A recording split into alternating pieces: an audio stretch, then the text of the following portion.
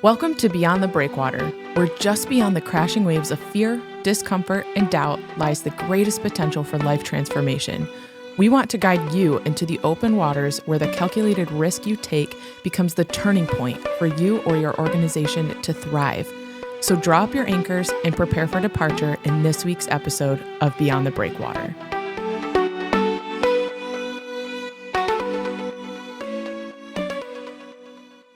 All right, welcome back to another episode of Beyond the Breakwater. It's me and Ed here, and we're just trying to start this thing, which is always a struggle for me, but welcome. If you guys did not listen to last week's episode, we talked about a cultural arch, and today we're kind of going to shift into what that means in our own culture and the context of where we are doing ministry. We talked about it a bit personally as well as overseas. But if you could just give a brief summary, Ed. A brief. I'll do my best. Ed's super awesome at giving brief summaries. So just think about an arch, and then at the top of the arch is something we call a keystone or a capstone. It's where all of our belief system lies. It's where everything that we believe to be true is in that capstone, and that capstone influences every single block. So if it's how we live our life, how we dress, how we act, how we talk, all those things are dictated by what we believe to be true. And either Christ is in that capstone truly, who has influence over every area of our life, or something else. And oftentimes I think the change today is it's self, that I get to determine what's true and right for every area of my life. And I think we talked, that was awesome. Good job. I know you cut me off, so I wouldn't say anymore. Yeah, we actually removed that edit of me slicing at my throat, stop talking. No, but I think we talked about that last week too, in the sense of you have to understand people's cultural arches and where, what is in their capstone. Because once you understand that, you kind of begin to understand how they came to the point of how they view all of the different blocks within the cultural arch. Right. And so that kind of ties into this conversation that we had most recently with a good friend of mine. He had moved from one city to another, and he's kind of on this borderline of two cities where you have one block of neighborhood and residential area is very beautiful and affluent and comes from a lot of wealth.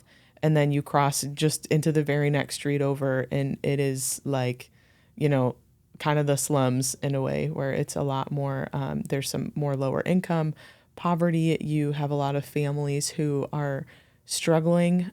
He just stepped into a youth pastor position. And so within that, he's seeing a lot of kids who come from families that are broken. There's not a whole lot of parental support. Kids are having to provide for themselves through jobs, or kids are having to work to provide the needs of their siblings and other kids. And he just kind of, he's been listening to the podcast. Him and I have been friends through my friend for a while. And so he's kind of been through me in this shift of my coming to Midland and moving here and seeing kind of the world that I've been living through my eyes of, okay, we have this church that's serving the community and you're doing things differently. And so he's been tuning into the podcast and wanted to kind of talk with us of just pick our brains of, okay, how can I help these kids? Because he's got a huge heart. And I think he just sees this is not fair that these kids have to work to provide for their own needs or provide for their siblings' needs. I think he comes from a family where his parents cared for him very well. And so he sees the difference in their childhood and is how can I help? So that was a really interesting conversation that you and I had with him. And I kind of want to bring listeners into it, because I think even for me, I think I learned a lot through that conversation. And you had approached it from the sense of all right, I'm not going to tell you what to do, but if you were my staff, this is what I would have you do. And I think that kind of gave you permission to speak freely and him permission to be but I'm not your staff. So I can do whatever I want to do. Yeah. So that's kind of which is good, which is what I wanted. Yes. Yeah. So I think that's kind of where we're having conversation today and bringing people along with what that process was. Well, maybe I can start for why I was so interested in this and where it really piqued my interest and said, we really got to talk about this, and I got to find out more, is that I didn't know where he was from. I didn't know if he was working in more I don't know how to say this. Let's just say lower class community, or if he was in the upper class community. And when he told me that he was in the upper class community and they were driving a bus in to the lower income side of town, and they were picking all these kids up and they were bringing them back to the church in the upper class or upper middle class, that's when my flag went off and I said, okay, wait, what are you doing? And then when he talked about how, as a new youth worker in the church, that they wanted him to get his chauffeur's license so that he could drive the bus. And that's where it all started, because every flag in me was going off. Like, which is interesting because what? To me, when I heard him say that for the first time, like, I was like, that's awesome. Like, that's really cool that you're caring for kids in that way, and that's like not a typical thing to do. And that's you going out into your community and meeting kids where they are and helping meet a need because they don't have transportation, or their parents are uninvolved in their life, and you're trying to get them involved in some type of community. Like, that's great. Okay, so why do you have red flags? Well, the red flags are, we're no longer working within a culture and in a community with their culture. We're really taking them out of one culture and we're transplanting them into another culture. And then we want to bring Christ to them. And I think there's some real cautions there of, that would be like when Jesus, if he would go into a community and say, you know what, I'm really not going to address you in your community. Come with me, because we're going to go to Jerusalem, and then we'll teach you in Jerusalem, and then you can go back to your own community. And I see this all over the place in the church. I see our own seminaries who are actually taking people out of their communities, sending them to a seminary, training them up, and then sending them to a completely different culture and a different community, and thinking that they're going to have some success there. I mean, pastors on average only stay for 3.8 years. At least that's what it was before COVID. I think after COVID it might be longer. But if you think about pastors going into a community that's not their culture, not their community, they weren't raised there, they don't know anything about the community, and in 3.8 years they're gone, what did they do? They probably came in, messed with the culture, told them what they're doing wrong, or what they should be doing, or what they could or ought to be, whatever you're going to call it.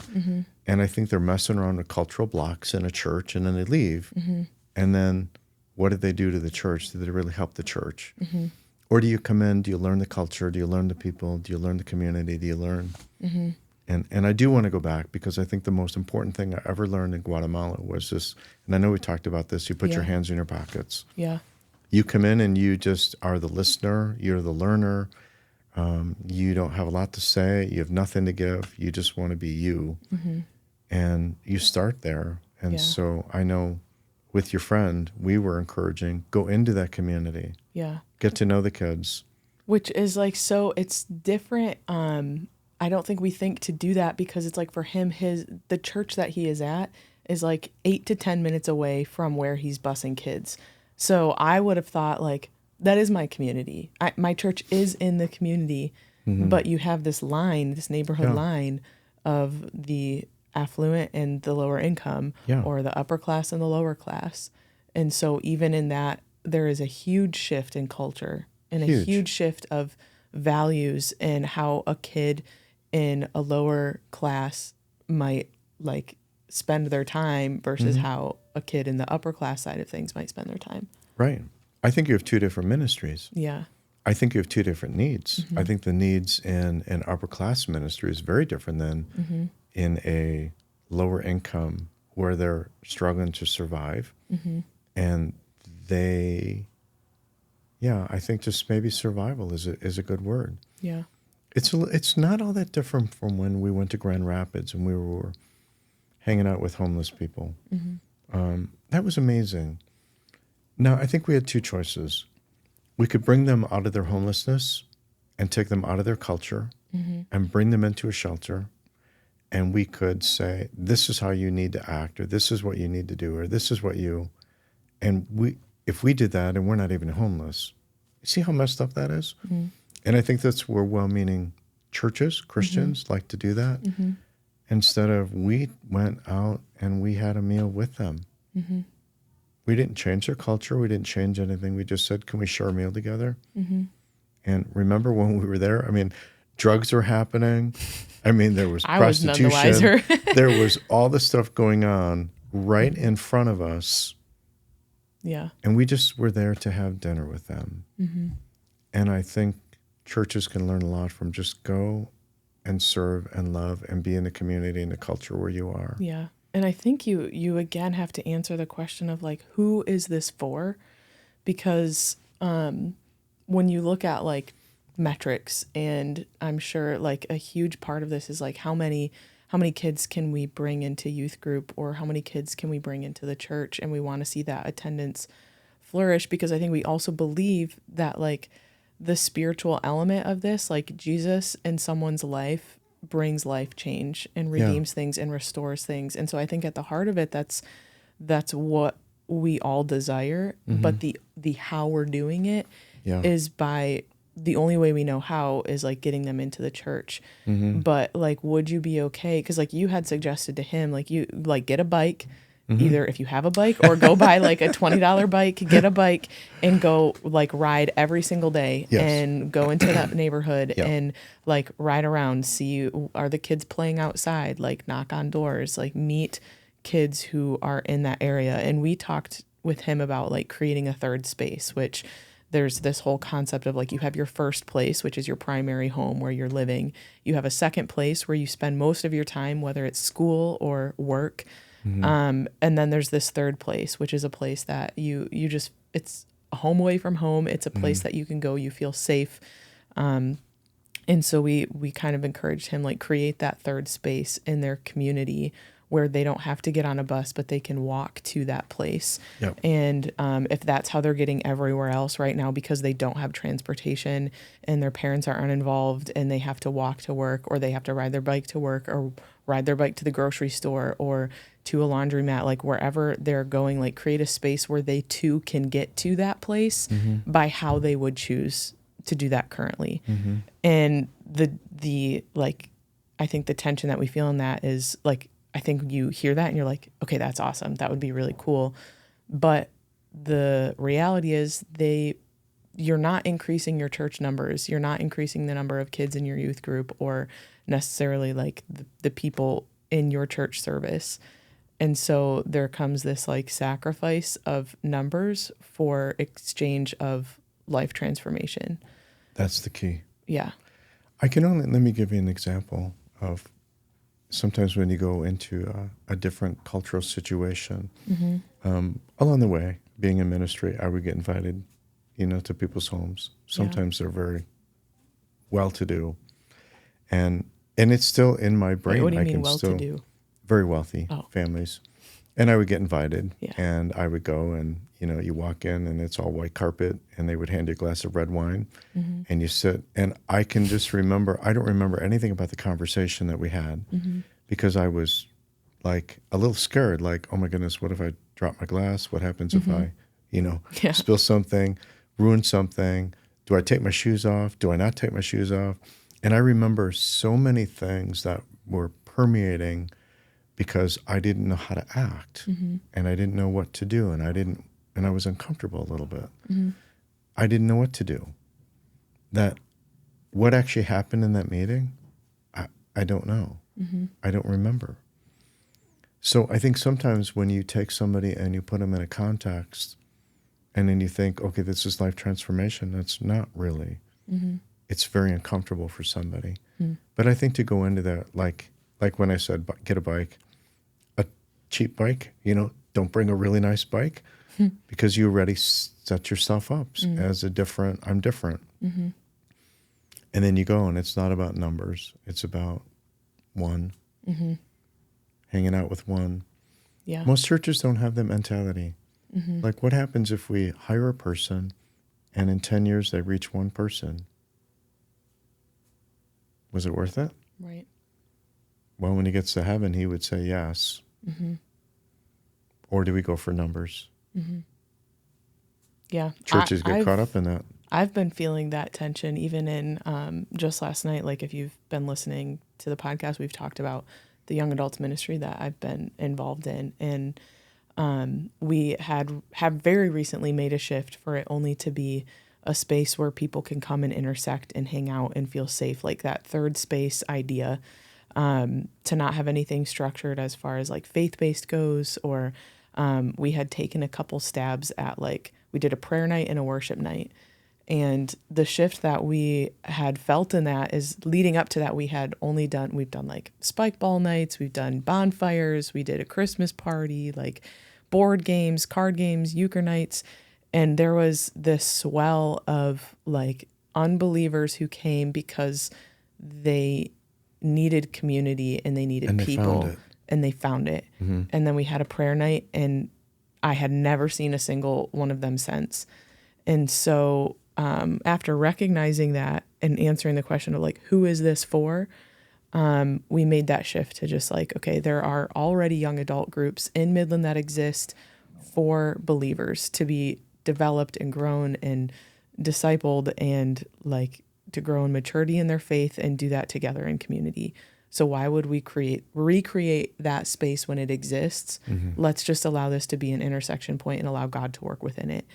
And I think we saw the numbers drop when we started doing faith-based things, and the only people who were coming were believers. And so last night, I've been praying for a few people, but like this one person very specifically, and had been praying for him like over the past week, inviting people to also pray for him. I had not seen him since July 3rd. And now to date, where we're at currently, what is it, October? But he came last night, and we just had like a Mario Kart party, and it had been months since we've seen him. And it was cool to watch like everybody else who had also been praying for him, like them to just come to life of like, he's here. Like, we've been praying for you. And within last night too, like there was someone else who was new that was a believer and came, and she had asked like, so will you ever do Bible studies? Like, I'm really looking for a Bible study. And I appreciate her question and her heart to grow in that way. And I like kind of redirected her to other groups that are Bible studies. But I was like, no, like we will never do one here. Like, our hope is that you would find people within here to do that with outside of here. Mm-hmm. But we're not going to have like that as an organized thing. And like just the thought of coming to mind, having both of these people in the room of like, this space is like, it's not for you, like it's for him, like him very specifically. Yeah. It's pretty amazing what happened last night, mm-hmm. but why were you praying for him so much? Why did that matter so much to you? Because I had gotten to know him over the course of a couple months, and just hearing his life story and the brokenness behind it, and like I think hearing anger in his voice toward things, and like desiring his life to look different. And every single time we had this night, it was just like it was just me and him talking pretty much like the whole time, and me listening a lot. And it felt like I was like the only person in his life that finally had his ear, or he had my ear, whatever it was. But it's like he spends a lot of time like pouring out and caring for his family, and like taking a sacrifice and like hours to work and provide for his own needs so that he can meet his family's needs, and like all this stuff where I'm like, okay, you're caring for so many people, but you're mad about it. And I might be one of the only people that are listening to you. And now we have put a stake in the ground as a faith-based group, and have made this a space for believers to feel the most comfortable. And now you feel uncomfortable, and we've isolated you, and you've not come back. So why I've been praying so specifically for him is because I felt like he found something within that group that had been lacking in his life. And I believe that like the Lord can work through conversations and work through relationships and work through a sustained like building of community over time to show him who God is through us. And that had been taken away. So I have two thoughts. Okay. Jesus left the 99 for who? The one. The one. Mm-hmm. I think God told us a lot about what really matters is you go after that one. Mm-hmm. And I think that one was on your heart, and you guys were praying over one by name, which is really amazing. And then God brought him. That's pretty cool. It just got at work about God brought him. Why last night? And you guys prayed last night when you started that he would come, and he came. Yeah. That's amazing. That's God going after the one, and put it on your heart to pray for the one because God was going after that one. And that felt so specific too, because I was like, all of yesterday was feeling very anxious about starting this, like literally starting that night. Like, I'm like, I would rather like slip in 30 minutes after it started, but I can't do that. Like, I have to be the one to like show up and initiate this. Like, I had been feeling, because there was a dip in numbers, that it wasn't worth it anymore. I had been feeling like it was getting really hard to do what we're doing. And there was also this fear in me of like, okay, we're shifting away from doing something overtly faith-based and we're just hanging out. And we've talked about that philosophy on here. And I've had this fear of like, but what if it doesn't work? What if it's a flop? What if everybody who's been critical about it being void of God, what if they're right and it becomes void of God? And I've been wanting to tap out. And that felt like, in despite of like last night, we only had, I think, like 12 people there. And it felt, I remember having that thought before he got there, because he showed up probably like 30 minutes late, which is fine. It's just an open door thing. But like within the 30 minutes, I'm like, oh man, these are all the same people over and over again. And I'm like, is this worth it? I want to be done. Like, this is a big commitment to me. I feel like I'm doing it alone. And then he walked through the door and I was like, no way. Like, that is so cool. And that felt like such an encouragement from the Lord to like keep doing it if it is just for him. So let's go back to the model, because I think there's a picture in the model of what we're talking about. The model is Beyond the Breakwater. Sometimes I think we can get caught up in how many believers can we put on the boat to go out beyond the breakwater, and maybe have a prayer night on the boat and have a worship night on the boat. But if the whole purpose of going out beyond the breakwater was, how do we help others who don't yet know Christ, maybe give them the freedom to come onto the boat, but we're so focused on, we got to make sure that we've got the Jesus, he's in the center of that boat and everybody knows it and we're going to do this. Everybody stays away. Or is the focus on, we want to go beyond the breakwater, and it doesn't matter how many are on the boat, but you strategically are in a place where guys like your friend last night could like come over and get on the boat and hang out for a while and find community and find love. I think that's the goal of the whole model of what we're doing. Yeah. And I mean, even like, how is this conversation different from any other conversation that we've had on previous podcasts? Like, why are we talking about contextualizing ministry? Why are we talking about my friend who's a youth worker, youth pastor, like going into the community that he is serving in with these kids that are low income? Like, I think we're having this conversation in a different lens of also cultural arches. And like, you have to understand the people you're serving and why you're serving them, and just like go and learn and be in their environment and become all things to all people to win the one. Yeah, because I think either you're going to go into a community and you're going to bring who you are and try to transform that community into who you are and your beliefs for that community. I think that's dangerous. Yeah. Or do you go in as the learner, as the student, and you learn the culture, and you spend enough time in the culture, and then you look for ways that maybe you can impact that culture. Maybe not even leading with Jesus, but maybe it's a food need, or maybe it's an after-school program that these kids need if their moms are working and the siblings are having to take care of each other. What is it that they're looking for? What do they need? And I think always being on the lookout, like, how can we help meet the need? But it's bringing Christ into that community in a place of need, as opposed to saying, you need Jesus, I'm going to come in and I'm going to show you what to do and tell you how to do it, or I'm going to transform and take you out of your location and give you Jesus and send you back in, even though now you don't have a clue what to do. So I think there's just a whole cultural context, and I think that's where it fits in with a model, that you go into these communities and you learn Yeah. So I'm having a thought too about this of like, there's two sides to this coin, and you brought it up in our conversation yesterday when we were kind of reflecting on this conversation of get on the bike, go into their community. Yeah. And you had mentioned like, okay, flip side of that coin, how would this upper class community feel if you took them and bussed them over to like the lower income community, like, and did it their way? Like there would be equal discomfort and disruption. Incredible. I mean, and we used 2 boats. I mean, this is Beyond the Breakwater. So let's use the boat analogies. And this is what I shared with you. Imagine being on a shrimp boat.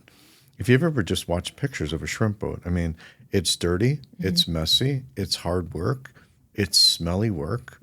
Imagine taking them out of their context and saying, we're going to bring you over to the yacht to teach you how to be better boatmen. I don't know what you want to call it. And teach you more about the open seas from a yacht's perspective. That would be really weird. It would be just as weird if you took somebody on a yacht and said, well, you know what? You really want to learn how to, be out in the open seas. Come over here and learn from the guys on the shrimp boat.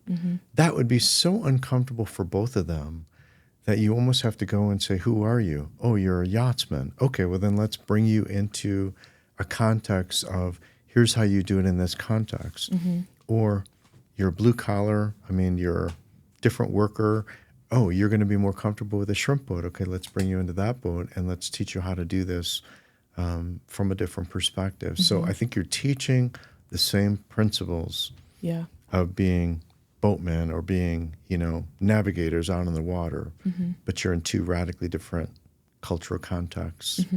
And crossing over cultures doesn't work real well. Yeah. I think pastors are really guilty of this. They may come from either the shrimp boat and then want everybody on the yacht to be more like what he learned, or you're going into, if you grew up on a yacht and you're going down to a shrimp boat and you're telling everybody, this is how you ought to be acting, this is how you ought to dress, this is how you ought to worship God, I think is just as uncomfortable and very ineffective because you won't get a hearing on either side.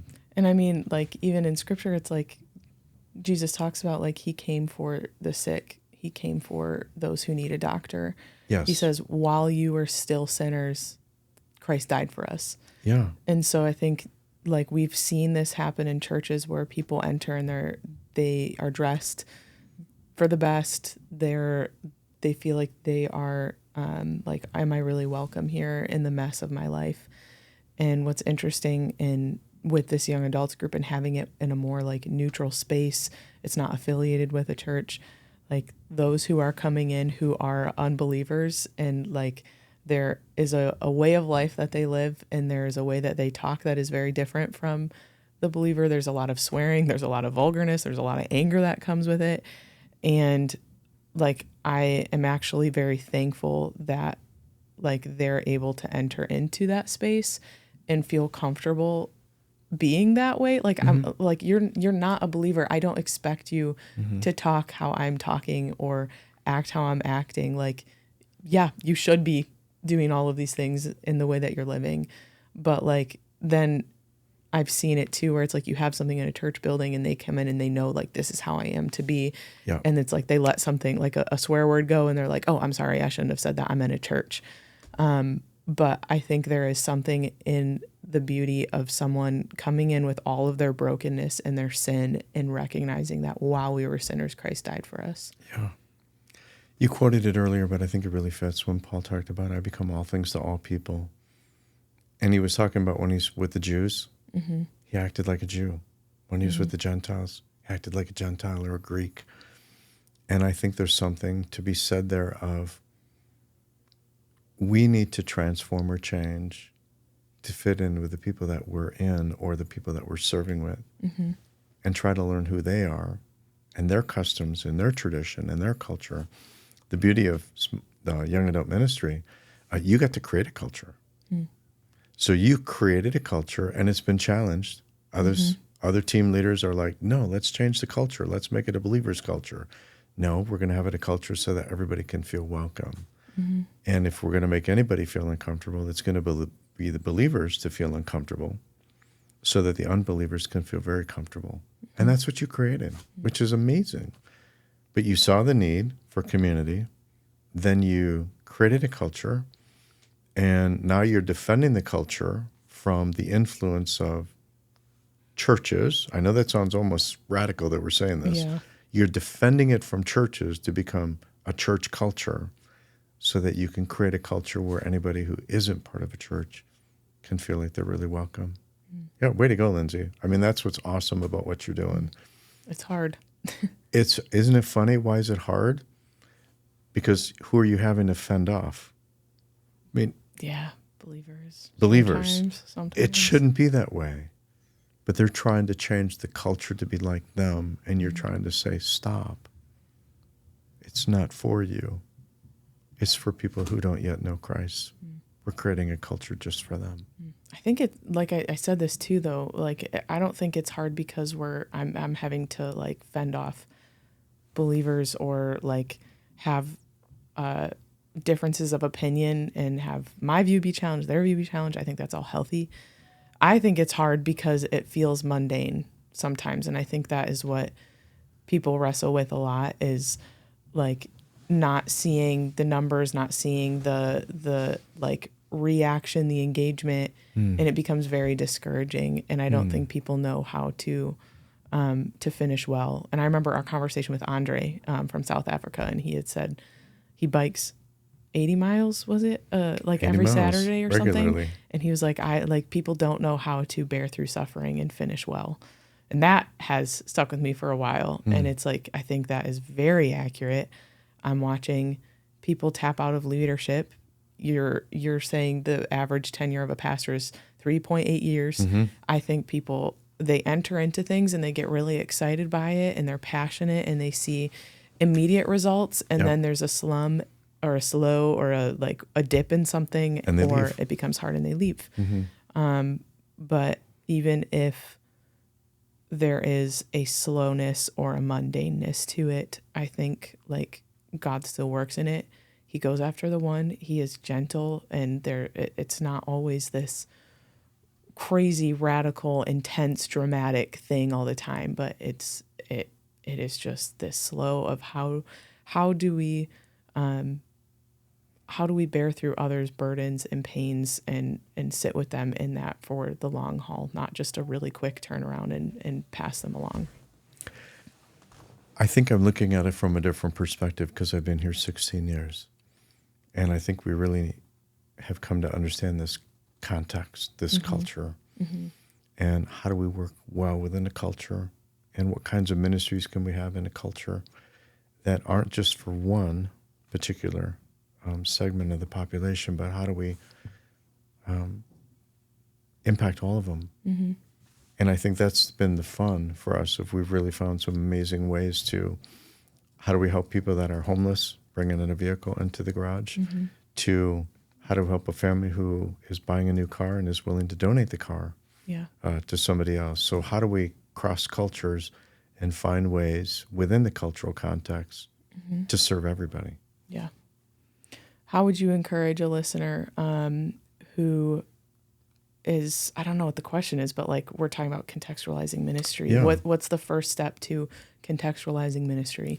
Yeah, well, for the pastor, get out of your office and go hang out anywhere in the community and start listening and learning.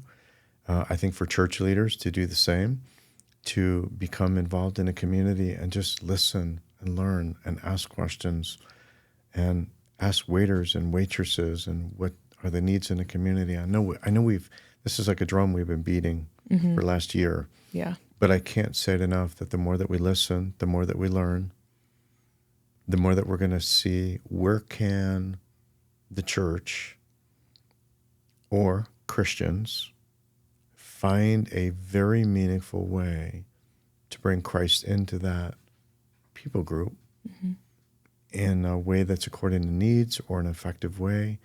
And boy, it takes a long time. Yeah. It takes a long time to find out what that is. Be and then patient. you have to be content. It doesn't have to be the masses. It might be just that one, that the whole ministry is designed to go after one person like who came last night. Yeah. I like it, Ed. Thank you guys for listening today, and we will catch you next week. Thanks for tuning in to this week's episode of Beyond the Breakwater, a podcast of Elevate Community Ministries. Don't let the conversation stop here. You can email us at hello@beyondthebreakwater.org. We would love to chat with you, answer questions, plan a visit, and help you take your next step. We'll see you next week.